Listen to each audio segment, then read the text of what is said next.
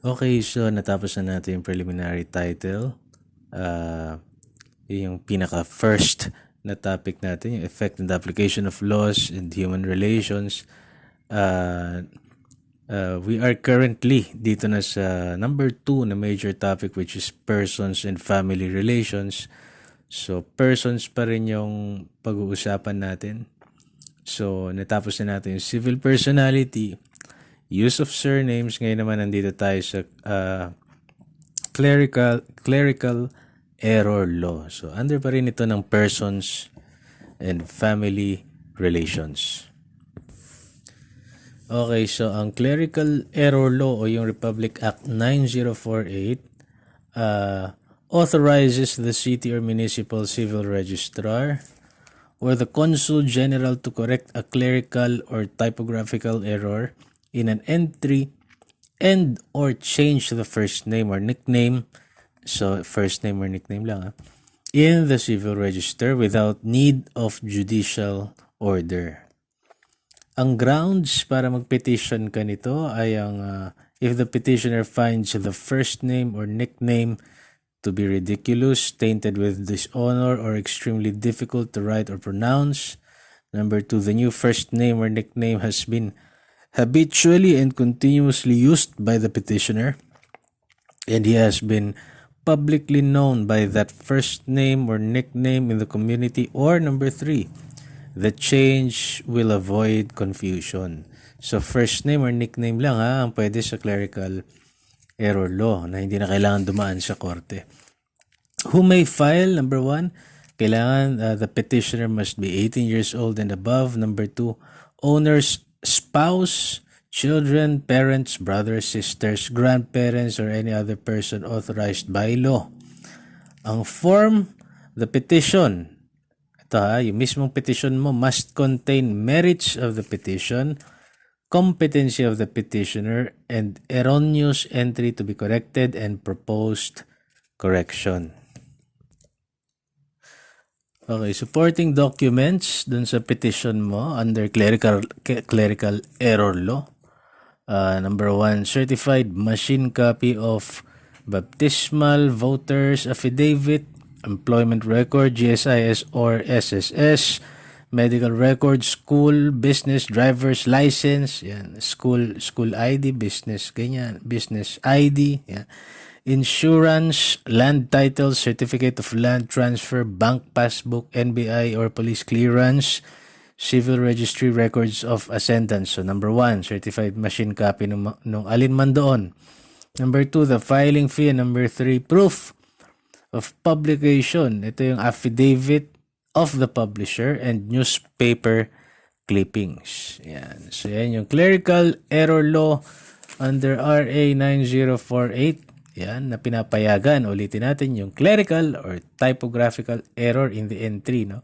At pwede yung first name or nickname. Di na kailangang dumaan sa korte.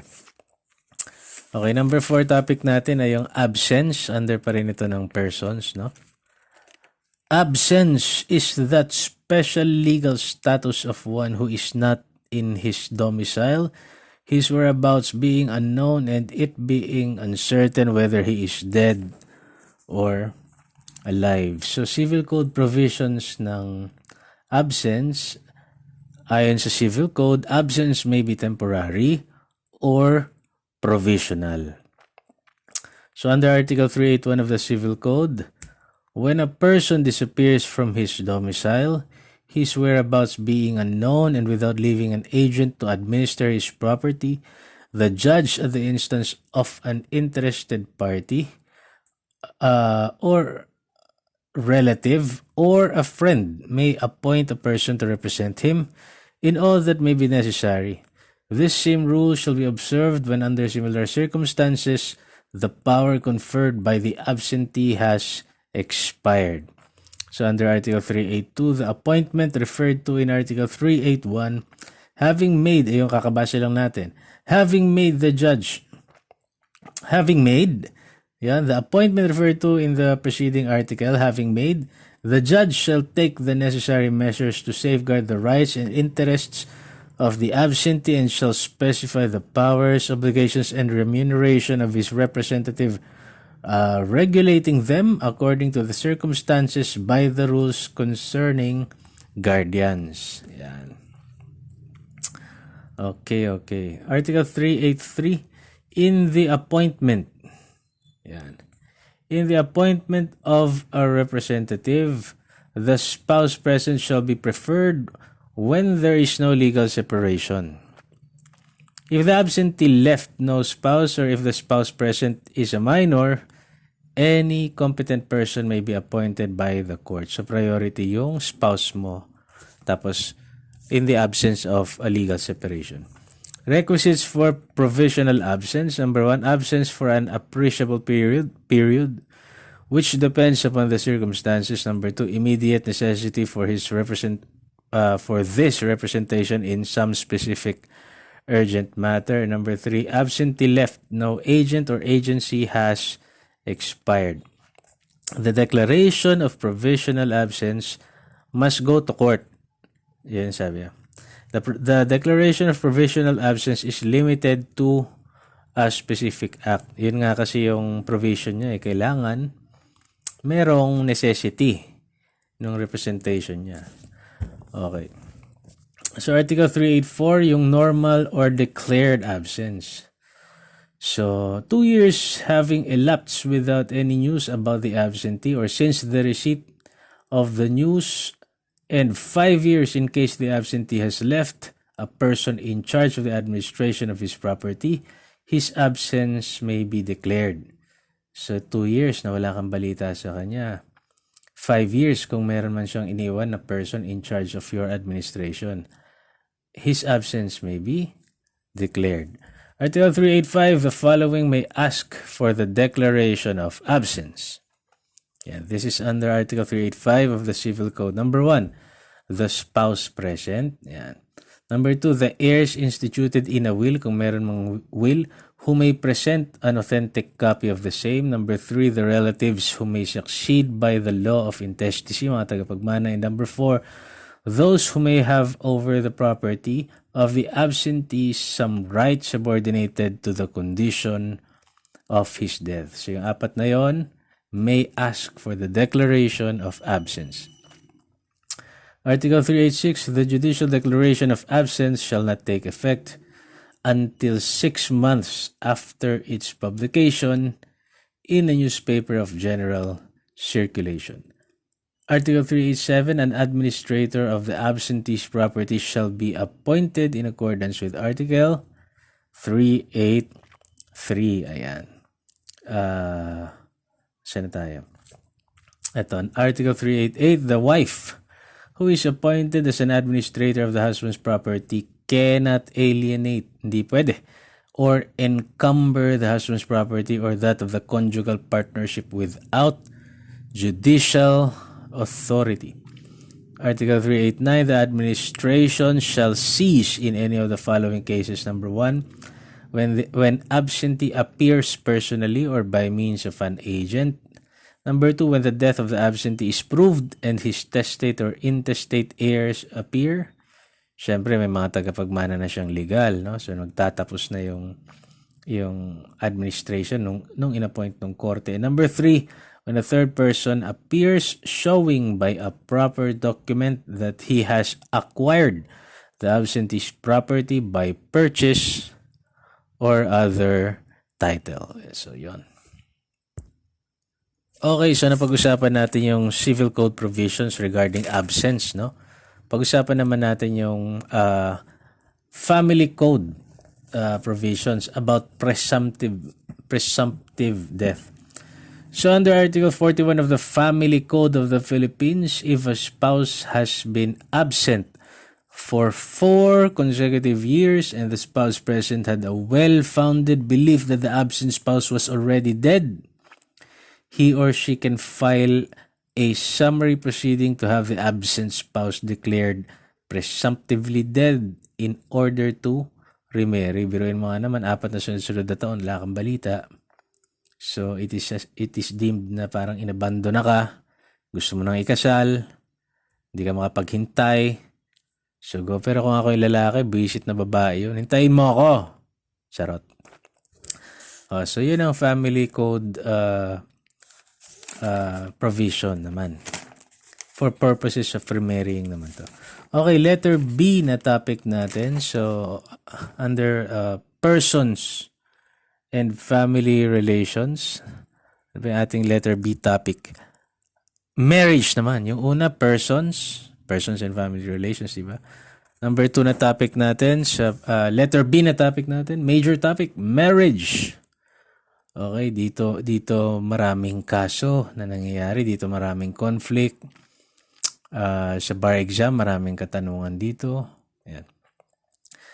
Okay, marriage under the family code. Marriage is a special contract of permanent union between a man and a woman entered into in accordance with law for the establishment of conjugal and family life. So pag-usapan natin number 1, requisites of marriage. Ano-ano yung mga requisites of marriage? So magtungo muna tayo sa essential requisites. Ito yung hindi pwedeng mawala.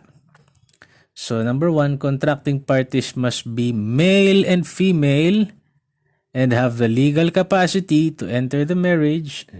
And number 2, consent of the contracting parties must be freely given before a solemnizing officer. So dito pa lang sa 1, sinabi niya na kailangan male and female ka at meron kang legal capacity. Number 2, sinabi niya na yung consent, kasi kontrata yan eh. So meeting of the minds, merong pure consent, hindi pinilit, hindi tinakot.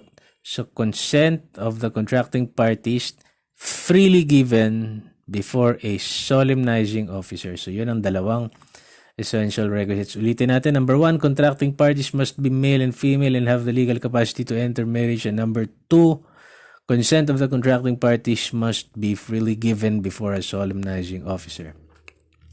The absence of at least one essential requisite renders the marriage void ab initio. A defect in any of them, however, kung meron mang depekto dyan, will not affect the validity of the marriage kasi meron lang namang depekto. It is curable. Valid pa rin yung marriage. Pero absence of one, void ab initio. So, yun ang essential requisites. Ano naman yung formal requisites? Number 1, presence and authority of the solemnizing officer. Number 2, valid marriage license. And number 3, an actual marriage ceremony where the contracting parties appear before the solemnizing officer with no less than 2 witnesses of legal age. Formal na requisito yun. Ayan. Should any of these 3 be absent, the marriage shall also be considered void ab initio. So kung walang solemnizing officer o kaya naman yung solemnizing officer, walang karapatan magkasal, wala kang valid marriage license, o kaya naman wala namang marriage ceremony na naganap sa harap ng solemnizing officer tas walang witness, void ab initio yung marriage mo raw. Any irregularity naman will have no effect on its validity other than rendering the party or parties responsible therefore as being civilly, criminally, and administratively liable. Wala naman ito epekto yun. So, kunwari, sa paniniwala ng mag-asawa, may authority.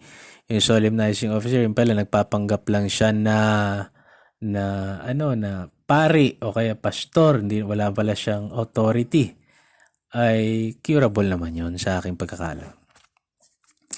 9 exclusive grounds which a marriage can be declared void ab initio. Ito raw yung 9 exclusive grounds para madeklara ang iyong marriage void ab initio. Number 1, it was contracted by parties below 18 years of age. Number 2, solemnized by a person without legal authority. Number 3, it was solemnized without a marriage license. Number 4, it is bigamous or polygamous in nature. Number 5, it was contracted through mistake or identity.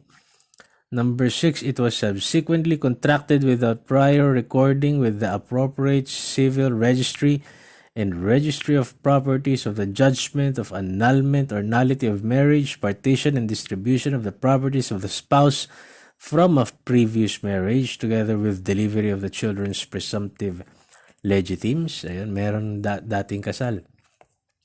Number 7, it was contracted by any party who at the time of the celebration was psychologically incapacitated to comply with the essential marital obligations of marriage. Number 8, it is incestuous in nature. And number 9, it was contracted against public policy. So an action or defense for declaration of nullity does not prescribe. Okay, so sabi niya, lahat ng mga nabanggit, an action or defense for declaration of nullity does not prescribe. Walang prescription. Panghabang buhay pala, no? Na pwede mong gamiting defense or ipa-declare mo na null. Declaration of nullity. Okay, asan ako? Okay, exemption from license kasi kanina sinasabi natin formal requisites kailangan may marriage license. Pero mayroong exemption doon. Mayroong pwedeng ikasal ng walang marriage license. Ito ay nakasaad sa Article 27 to 34 of the Family Code. Number 1, marriages in articulum mortis or at the point of death. Letter A, in case either or both of the contracting parties are at the point of death. B, marriage solemnized by a ship captain or airplane pilot. C, marriage within zones of military operation and solemnized by a military commander of a unit who is a commissioned officer. Ikalawa, number 2 na exception. Marriage in, hindi ko mabasa. Remote places. Yan. Marriage in remote places where there are no means of transportation to enable the party to personally appear before the local civil registrar. Number 3, marriages among Muslims or members of ethnic cultural communities provided they are solemnized in accordance with their customs, rights, or practices. And number 4, marriages between parties cohabiting for at least 5 years and without legal impediment to marry each other. So ako, hindi ako kasal, wala akong legal impediment. Yung girlfriend ko, hindi rin siya kasal, wala siyang legal impediment, walang harang na magpakasal kami. Nagsama kami sa loob ng 5 taon, pwede na kami ikasal without a marriage license.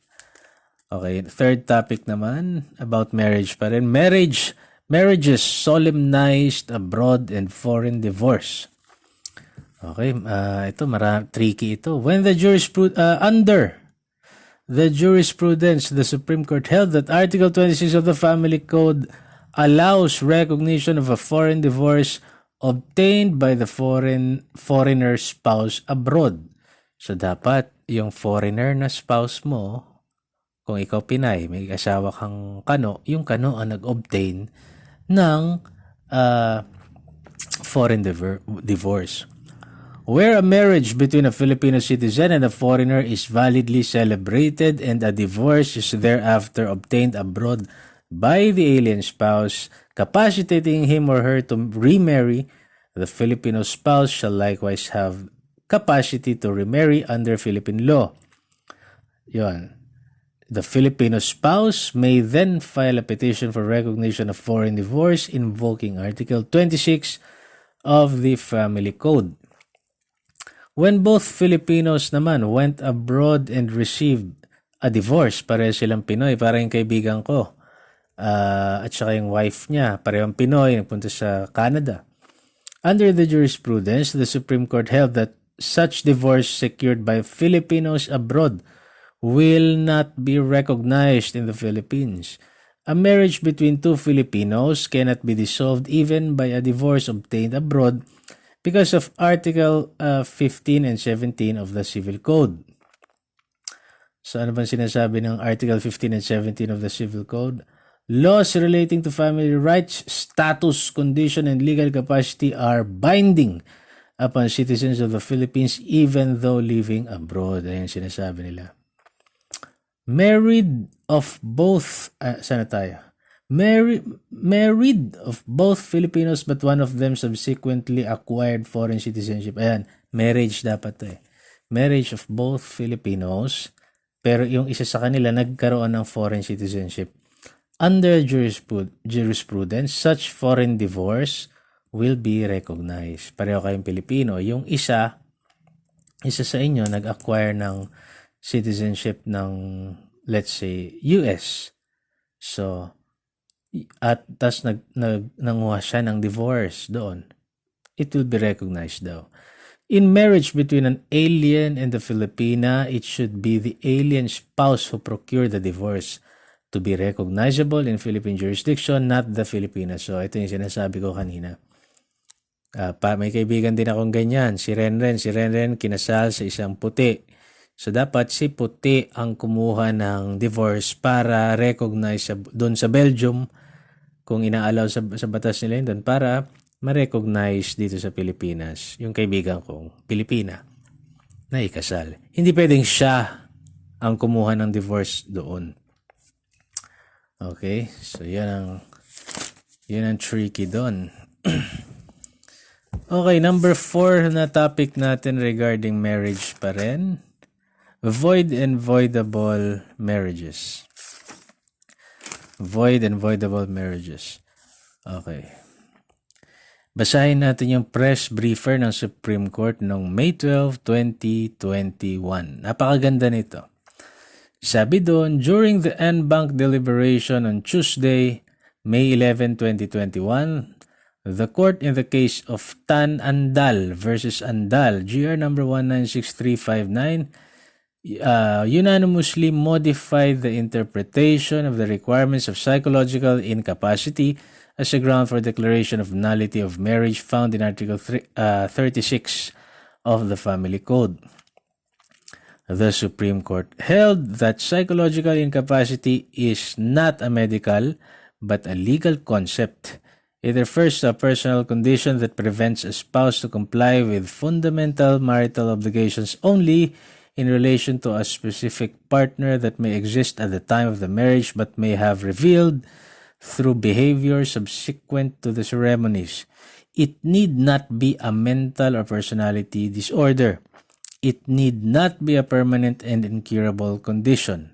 Therefore, the testimony of psychologists or psychiatrists is not mandatory in all cases.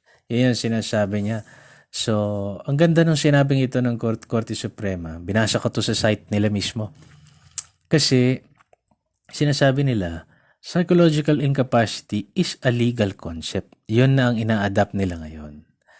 Okay, so hindi mo ma-fulfill ang iyong mga legal na obligasyon sa iyong partner. So, i-allow yun para maanal. Okay, yung marriage mo. Tama naman yun. Ito, nakarugtong pa doon yung totality of evidence rule. Ano ba yung totality of evidence rule? Sabi ng Supreme Court, the totality of the evidence must show clear and convincing evidence to cause the declaration of nullity of marriage. So, kailangan yung pangkalahatan maipakita mo clear and convincing sa korte na karapat-dapat na ngang i-declare yung nullity ng iyong marriage. Yun yung totality of evidence rule. Okay, magtungo ng marriage pa rin to, pero it's about legal separation. Naghiwalay, kinasal, ito naman, naghiwalay. Nag-usapan natin na anal, tapos nag-legal separation naman.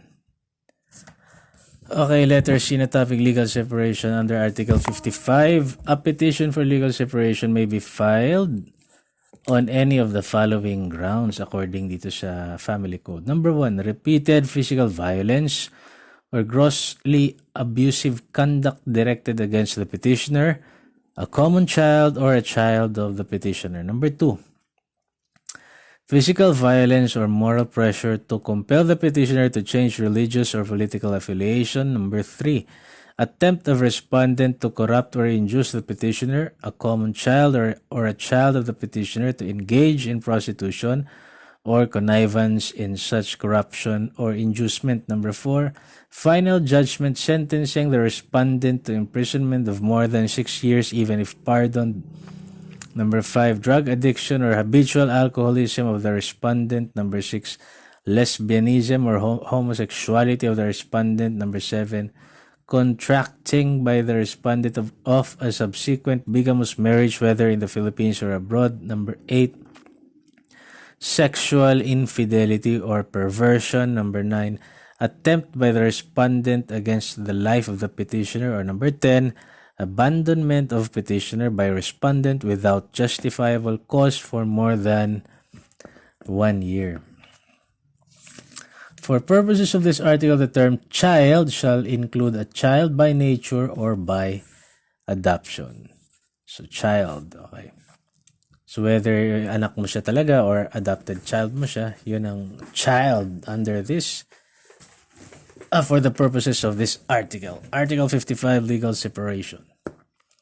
So, Article 56 ng Family Code, the petition for legal separation shall be denied on any of the following grounds. Nako, madi-deny daw kapag, number 1, where the aggrieved party has condoned the offense or act complained of, pinatawad. Number 2, where the aggrieved party has consented, pinayagan, to the commission of the offense or act complained of. Number 3, when there is connivance between the parties in the commission of the offense or act constituting the ground for legal separation. Number 4, where both parties have given ground for legal separation. Number 5, where there is collusion between the parties to obtain a decree of legal separation. Or number 6, where the action is barred by prescription. Ang hindi lang nababar ng prescription ay yung pinag-usapan natin kanina, yung action or defense for declaration of nullity. Hindi siya nagpe-prescribe. Pero dito sa legal separation, nababar yung action mo by prescription. Yeah. So yun yung 6 na grounds why a petition for legal separation shall be denied. Magtungo naman tayo sa Article 57 of the Family Code pa rin. An action for legal separation shall be filed within 5 years from the time of the occurrence of the cause. Article 58 of the Family Code pa rin. An action for legal separation shall in no case be tried before 6 months shall have elapsed since the filing of the petition. Shall in no case be tried before 6 months. Ayan. So, hindi kailangan, hindi. So, yun siguro yung barred by prescription. Diba? Nag-lapse na yung 6 na buwan since the filing of the petition. Bakit mo pa nga naman pag-aksaya ng oras yun? Okay. Article 59, no legal separation may be decreed unless the court has taken steps toward the reconciliation of the spouses and is fully satisfied despite such efforts that reconciliation is highly improbable. So siguro magaling ako dyan. Dapat kunin ako ng korte na taga-reconcile ng mga spouses. No? Pag ako yung empleyado, lips to lips ko yung asawa niya, ewan ko lang kung hindi niya balikan. Kasi selos siya. Article 60, no decree of legal separation shall be based upon a stipulation of facts or a confession of judgment. In any case, the court shall order the prosecuting attorney or fiscal assigned to it to take steps to prevent collusion between the parties and to take care that the evidence is not fabricated or suppressed. Article 61, after the filing of the petition for legal separation, the spouses shall be entitled to live separately from each other. The court, in the absence of a written agreement between the spouses, shall designate, magde-designate daw si court, either of them or a third person to administer the absolute community or conjugal partnership property. The administrator appointed by the court shall have the same powers and duties as those of a guardian under the rules of court. Article 62. During the pendency of the action for legal separation, the provisions of Article 49 shall likewise apply to the support of the spouses and the custody and support of the common children. Article 63 of the Family Code pa rin to. The decree of legal separation shall have the following effects. Ito. Number 1, the spouses shall be entitled to live separately from each other, but the marriage bonds shall not be severed. So, pwede nila kasi, di ba, requirement na mamuhay ng magkasama. Pero pag legally separated na kayo, pwede kayong mamuhay ng magkahiwalay, pero the marriage bond shall not be severed. Mag-asawa pa rin kayo. Number 2, the absolute community or the conjugal partnership shall be dissolved and liquidated, but the offending spouse shall have no right to any share of the net profits earned by the absolute community or the conjugal partnership, which shall be forfeited in accordance with the provisions of Article 43. Ikatatlo, number 3, the custody of the minor children shall be awarded to the innocent spouse, subject to the provisions of Article 213 of this code. And number 4, the offending spouse shall be disqualified from inheriting from the innocent spouse by intestate succession.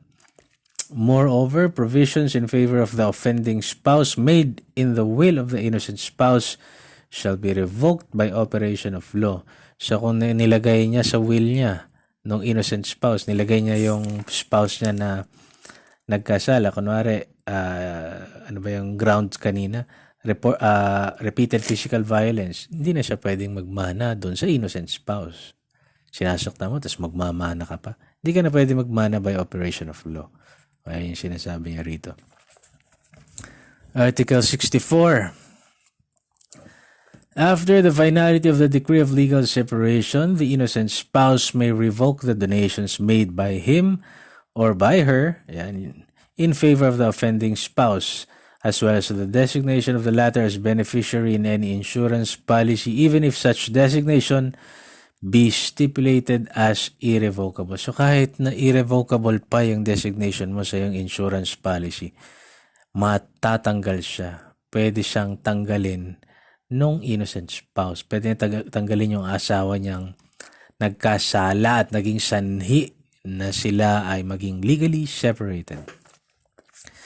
The revocation of the donations shall be recorded in the registries of property in the places where the properties are located. Alienations, liens, and encumbrances registered in good faith before the recording of the complaint for revocation in the registries of property shall be respected. Yan. The revocation of or change in the designation of the insurance beneficiary shall take effect upon written notification thereof to the insured. The action to revoke the donation under this article must be brought within 5 years from the time the decree of legal separation has become final. Article 65. If the spouses should reconcile, a corresponding joint manifestation under oath duly signed by them shall be filed with the court in the same proceeding for legal separation. So, may proceeding kayo, magli-legal separation kayo, tapos nagkabalikan kayo. So, yun. Pwede kayong mag-joint manifestation under oath duly signed by them na ipa-file niyan sa korte na kayo ay hindi na maghiwalay. Charis. Article 66, the reconciliation referred to in the preceding article, sa nagdaang article, shall have the following consequences. Ito, nagkabalikan nag-joint manifestation under oath na hindi na nila itutuloy ang kanila paghiwalay. So ito yung magiging consequences no. Number 1, the legal separation proceedings, if still pending, shall thereby be terminated of whatever stage. And number 2, the final decree of legal separation shall be set aside, but the separation of property and any forfeiture of the share of the guilty spouse already effected shall subsist unless the spouses agree to revive their former property regime. So kung hindi nagkabalikan lang sila pero hindi naman sila nag-agree to revive their former property regime, mananatili yung paghihiwalay nila ng ari-arian. The court's order containing the foregoing shall be recorded in the proper civil registries. Article 67, the agreement to revive the former property regime referred to in the preceding article shall be executed under oath and shall specify, number 1, the properties to be contributed anew to the restored regime. Ano yung mga ilalagay nyo dun ulit? Kasi kabalikan na kayo, na-restore na yung regime of property ninyo. Number 2, those to be retained as separated properties of each spouse. And number 3, the names of all their known creditors to their addresses and the amounts owing to each. Yan. Ayan yung tatlo na ilalagay under oath. The agreement of revival, revival ito and the motion for its approval shall be filed with the court in the same proceeding for legal separation, with copies of both furnished to the creditors named therein. Kailangan bigyan mo ng kopya yung mga pinagkakautangan mo. After due hearing, the court shall, in its order, take measure to protect the interest of creditors, and such order shall be recorded in the proper registries of properties. The recording of the ordering in the registries of property shall not prejudice any creditor not listed or not notified, unless the debtor's spouse has sufficient separate properties to satisfy the creditor's claim. Ayan, mahirap may utang. Tungo naman tayo, letter D. Ano naman to? Rights and obligations between husband and wife. Ganda ng pagkakasunod-sunod natin. No? Kinasal. Nagpaanal. Ayan. Tapos napag-usapan naman natin, kasal pa rin sila pero nag-legal separation. So kasal pa rin kasi yun Hindi pa rin severed ang kanilang marriage bonds. Ngayon naman, binalik yung property regime, nagkabalikan, hindi na isi-set aside na yung decree of legal separation, mag-asawa na naman sila. Ito naman yung rights and obligations between husband and wife. Ito naman. Okay, Article 68, the husband and wife are obliged to live together, observe mutual love, respect and fidelity, and render mutual help and support.